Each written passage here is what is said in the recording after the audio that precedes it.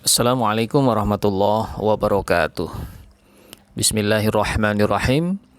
Alhamdulillahilladzi samma nafsahu bil hakam. Asyhadu an la ilaha illallah wahdahu la syarikalah. Wa asyhadu anna Muhammadan abduhu wa rasuluh sallallahu alaihi wasallam wa ala alihi wa ashabihi amma ba'du. Saudaraku yang berbahagia, alhamdulillah atas izin Allah kita kembali bersama dalam kajian Asmaul Husna sesi yang ke-29.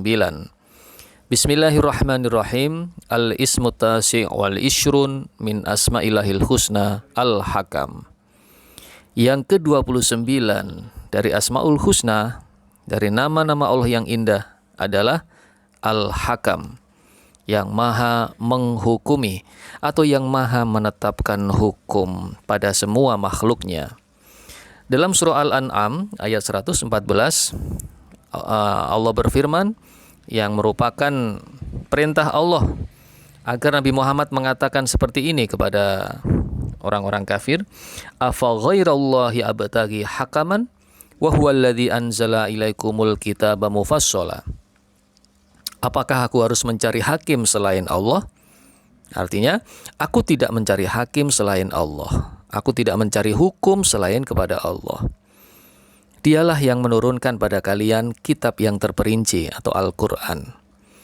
Kemudian dalam Al-Ma'idah ayat 50, وَمَنْ أَحْسَنُ مِنَ اللَّهِ حُكْمًا لِقَوْمٍ يُوقِنُونَ. Tidak ada hukum yang lebih baik daripada hukum Allah bagi orang-orang yang meyakini Allah Subhanahu wa Ta'ala. Saudaraku yang berbahagia, yang paling baik adalah keputusan yang diputuskan oleh Allah. Keputusan yang paling baik adalah keputusan Allah bagi kaum yang beriman.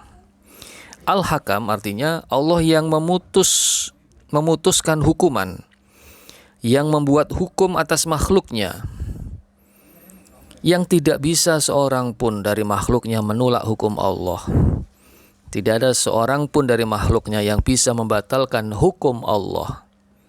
Berbeda dengan manusia. Kalau manusia menetapkan suatu hukum, masih bisa ditolak, masih bisa dibantah, masih bisa dibatalkan.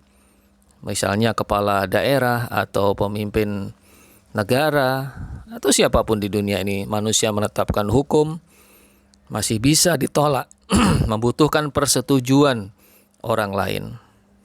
Tetapi hukum yang ditetapkan oleh Al-Hakam tidak membutuhkan persetujuan siapapun.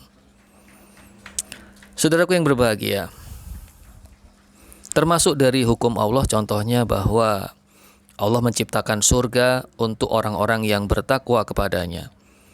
Dalam Ali Imran ayat 133, u'iddat lil muttaqin. Jadi surga itu disediakan bagi orang-orang yang bertakwa. Itu keputusan Allah. Suka atau tidak suka, ya seperti itu keputusannya. Kemudian Allah menciptakan surga untuk orang-orang yang beriman dan beramal soleh. Dalam surah Muhammad ayat 12, Innallaha yudkhilul ladzina amanu wa 'amilus sholihat jannatin tajri min tahtihal anhar. Sesungguhnya Allah memasukkan orang-orang yang beriman dan beramal soleh ke dalam surga yang mengalir di bawahnya sungai-sungai. Kemudian termasuk dari ketetapan Allah, hukum Allah menetapkan neraka untuk orang-orang kafir. Dalam surah Muhammad juga ayat 12, wan naru mathwal lahum, dan neraka itu tempat bagi mereka orang-orang kafir. Kemudian dalam surah Al-Kahfi ayat 102, Allah berfirman, inna a'tadna jahannama lil kafirina nuzula. Sesungguhnya kami sediakan neraka jahanam bagi orang-orang kafir sebagai tempat tinggal. Kemudian Allah menetapkan neraka untuk orang-orang munafik. Sebagaimana difirmankan dalam surah An-Nisa ayat 145, innal munafiquna fid darkil aswali minan nar. Sesungguhnya orang-orang yang munafik itu pada tingkatan paling bawah di dalam neraka. Kemudian Allah menetapkan neraka untuk orang-orang yang zalim. Diterangkan dalam surah Al-Kahfi ayat 29, inna a'tadna lidzalimina naro.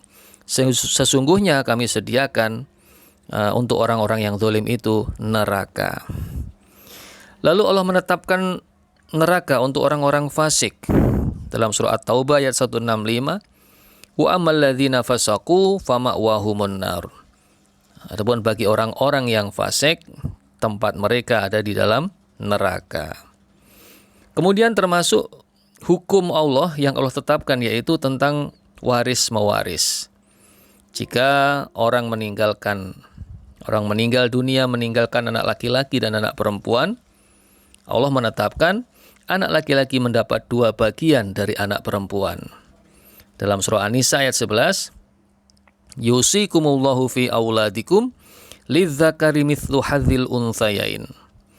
Allah menetapkan tentang pembagian waris untuk anak-anak kalian, yaitu bagian seorang laki-laki sama dengan bagian 2 orang perempuan. Kemudian termasuk apa lagi dari hukum Allah, contohnya yaitu tentang perkara muamalah. Allah berfirman dalam Al-Baqarah ayat 275, wa halallahu al-bai'a wa harramar riba. Allah menghalalkan jual beli dan mengharamkan riba. Dan banyak lagi hukum-hukum Allah, ketetapan-ketetapan Allah, yang mana setiap hukum-hukum, setiap ketetapan, setiap keputusan dari Al-Hakam wajib diikuti, tidak membutuhkan keridhaan atau persetujuan hambanya. Hambanya setuju atau tidak setuju, seperti itulah hukum-hukum dari Al-Hakam yang harus dan wajib dipatuhi. Saudaraku yang berbahagia, apa buah iman dari Al-Hakam? Apabila kita meyakini dan mengimani Al-Hakam, maka kita akan meyakini betul bahwa hukum Allah itu adalah sebaik-baiknya hukum. Ketetapan Allah itu adalah sebaik-baiknya ketetapan. Hukum Allah itu di atas segalanya, sehingga kita bisa ikhlas mematuhi dan mentaati hukum Allah walau kadang tidak masuk di akal kita. Saudaraku yang berbahagia, demikian penjelasan singkat dari Al-Hakam. Semoga Allah SWT memberikan kita kekuatan lahir dan batin untuk meneladani semua kebaikan-kebaikan yang ada di dalam Asmaul Husna dan menjadi karakter kehidupan kita sehari-hari. Semoga Allah meridhoi. Wassalamualaikum warahmatullahi wabarakatuh.